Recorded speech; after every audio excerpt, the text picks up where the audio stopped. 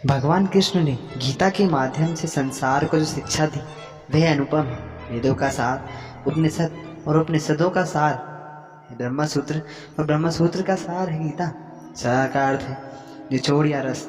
गीता में उन सभी मार्गों की चर्चा की गई है जिन पर चलकर मोक्ष, बुद्धत्व, केवल्य और समाधि प्राप्त की जा सकती है। दूसरे शब्दों में कहें तो जन्म मरण से छुटकारा पाया जा सकता है।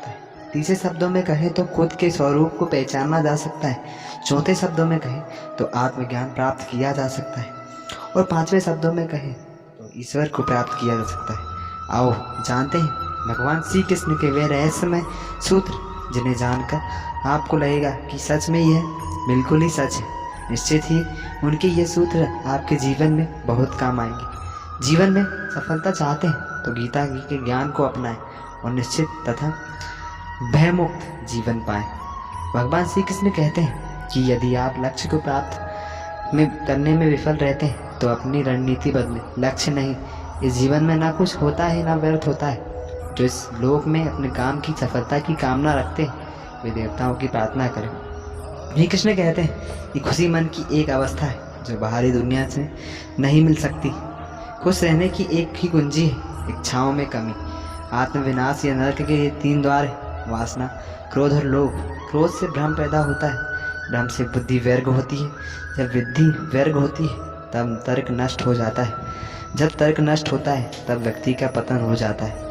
वह जो सभी इच्छाएं त्याग देता है और मैं और मेरा की लालसा और भावना से मुक्त हो जाता है, उसे शांति प्राप्त होती है।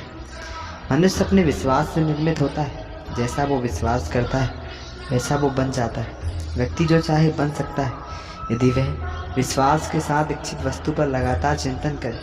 हर व्यक्ति का विश्वास उसकी प्रकृति के अनुसार होता है। विश्वास की शक्ति को पहचाने।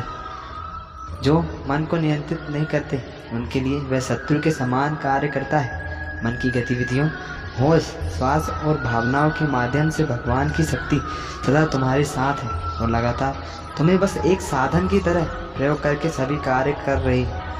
मन अशांत है और उसे नियंत्रित करना कठिन है, लेकिन अभ्यास से इसे वश में किया जा सकता है। सर्वोच्च शांति पाने के लिए हमें हमारे कर्मों के सभी परिणाम और लगाव को छोड़ देना चाहिए। केवल मन ही किसी का मित्र और शत्रु नहीं होता। उससे मत डरो जो वास्तविक नहीं है, ना कभी था ना कभी होगा। जो वास्तविक है वो हमेशा था और उसे कभी नष्ट नहीं किया जा सकता। प्रबुद्ध व्यक्ति के लिए गंदगी का ढेर, पत्थर और सोना सभी समान है। सदैव संदेह करने वाले व्यक्ति के लिए प्रसन्नता ना इस लोक में है ना ही कहीं और। आत्मज्ञान की तलवार से काटकर अपने हृदय से अज्ञान के संदेह को अलग कर दो। अनुशासित रहो, उठो। संदेह, संशय, दुविधा और द्वंद्व में जीने वाले लोग न तो इस लोक में सुख पाते हैं और ना ही परलोक में। उनका जीवन निर्णयहीन, दिशाहीन और भटकाव से भरा रहता है। जन्म लेने वाले के लिए मृत्यु उतनी ही निश्चित है जितनी कि मृत होने वाले के लिए जन्म लेना। इसलिए जो अपरिहार्य है उस पर शोक मत करो। ना कोई मरता है और ना ही कोई जीता है। सभी निमित्त मात्र है। सभी प्राणी जन्म से पहले बिना शरीर के थे, मरने के उपरांत वे बिना शरीर वाले हो जाएंगे। यह तो बीच में ही शरीर वाले देख जाते हैं, फिर इनका शोक क्यों करते हो? यह आत्मा किसी काल में भी न जन्मती है और न मरती है, अथवा न ये आत्मा हो करके फिर होने वाली है, क्योंकि यह अजन्मी, नित्य, स्वास्थ्य और पुरातन है। शरीर के नाश होने पर भी यह नष्ट नहीं होती। कभी ऐसा समय नहीं था जब मैं तुम या ये राजा महाराजा अस्तित्व में नहीं थे, ना ही भविष्य में कभी ऐसा होगा कि हमारा अस्तित्व समाप्त हो जाए। हे अर्जुन, हम दोनों ने कई जन्म लिए हैं, मुझे याद है, लेकिन तुम्हें नहीं। निसंदेह कोई भी मनुष्य किसी भी काल में क्षण मात्र भी बिना कर्म किए नहीं रहता, क्योंकि सारा मनुष्य समुदाय प्रकृति जनित गुणों द्वारा परवश हुआ है। कर्म करने के लिए बाध्य किया जाता है। अपने अनिवार्य कार्य करो, क्योंकि वास्तव में कार्य करना निष्क्रियता से बेहतर है। ज्ञानी व्यक्ति को कर्म के प्रतिफल की अपेक्षा कर रहे अज्ञानी व्यक्ति के दिमाग को अस्थिर नहीं करना चाहिए।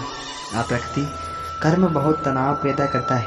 किसी और का काम पूर्णता से करने से कहीं अच्छा है कि अपना काम करे, भले ही उसे अपूर्णता से करना पड़े। बुद्धिमान व्यक्ति कामों सुख में से आनंद नहीं लेता। कर्मयोग वास्तव में एक परम रहस्य है। संपूर्ण ब्रह्मांड में मेरे ही अंदर है। मेरी इच्छा से ही यह फिर से प्रकट होता है और अंत में मेरी इच्छा से ही इसका अंत हो जाता है। मेरे लिए न कोई घृणित है न कोई प्रिय, किंतु जो व्यक्ति भक्ति के साथ मेरी पूजा करते हैं वो मेरे साथ है और मैं भी उनके साथ हूँ। बुरे कर्म करने वाले सबसे नीच व्यक्ति जो राक्षसी प्रवृत्तियों से जुड़े हुए हैं और जिनकी बुद्धि माया ने हर ली है, वो मेरी पूजा या मुझे पाने का प्रयास नहीं करते। हे अर्जुन, कल्पों के अंत में सब भूत मेरी प्रकृति को प्राप्त होते हैं, अर्थात प्रकृति में लीन होते हैं और कल्पों के आदि में उनको मैं फिर रचता हूँ। मैं उन्हें ज्ञान देता हूँ जो सदा मुझसे जुड़े रहते हैं और जो मुझसे प्रेम करते हैं। मैं सभी प्राणियों को समान रूप से देखता हूँ, ना कोई मुझे कम प्रिय है ना अधिक, लेकिन जो मेरी प्रेम पूर्वक आराधना करते हैं वो मेरे भीतर रहते हैं और मैं उनके जीवन में आता हूँ। मेरी कृपा से कोई सभी कर्तव्यों का निर्वाह करते हुए भी बस मेरी शरण में आकर अनंत अविनाशी निवास को प्राप्त करता है। हे अर्जुन, केवल भाग्यशाली योद्धा ही ऐसा युद्ध लड़ने का अवसर पाते हैं जो स्वर्ग के द्वार के समान है। भगवान प्रत्येक वस्तु में है और सबसे ऊपर भी। प्रबुद्ध व्यक्ति सिवाय ईश्वर के किसी और पर निर्भर नहीं करता। सभी काम छोड़कर बस भगवान में पूर्ण रूप से समर्पित हो जाओ। मैं तुम्हें सभी पापों से मुक्त कर दूंगा। शोक मत करो। जो कोई भी किसी भी देवता की पूजा विश्वास के साथ करने की इच्छा रखता है, मैं उसका विश्वास उसी देवता में दृढ़ कर देता हूँ। हे अर्जुन, मैं भूत, वर्तमान और भविष्य के सभी प्राणियों को जानता हूँ, किंतु वास्तविकता में कोई मुझे नहीं जानता। ईश्वर एक अदृश्य, एक अकथनीय शक्ति से संसार की उत्पत्ति, पालन एवं लय होता है। मानवीय रूप से उसकी ऐसी कल्पना की जा सकती है कि उसके सभी ओर से ज्ञानेंद्रियाँ और कामेंद्रियाँ, वे जो मृत्यु के समय मुझे स्मरण करते हैं, अपना शरीर त्यागता है, वे मेरे धाम को प्राप्त होता है। इसमें कोई संशय नहीं। वे जो इस ज्ञान में विश्वास नहीं रखते, मुझे प्राप्त किए बिना जन्म और मृत्यु के चक्र का अनुगमन करते रहते हैं। तो मित्रों, आज की इस वीडियो में बस इतना। मैं आशा करता हूँ कि आप श्री कृष्ण की कही गई बातों को अपने जीवन में ज़रूर अपनाएंगे और अपने जीवन को सुखद एवं समृद्ध बनाएंगे। तो हम लोग मिलते हैं अगले वीडियो में। अभी के लिए जय श्री कृष्ण।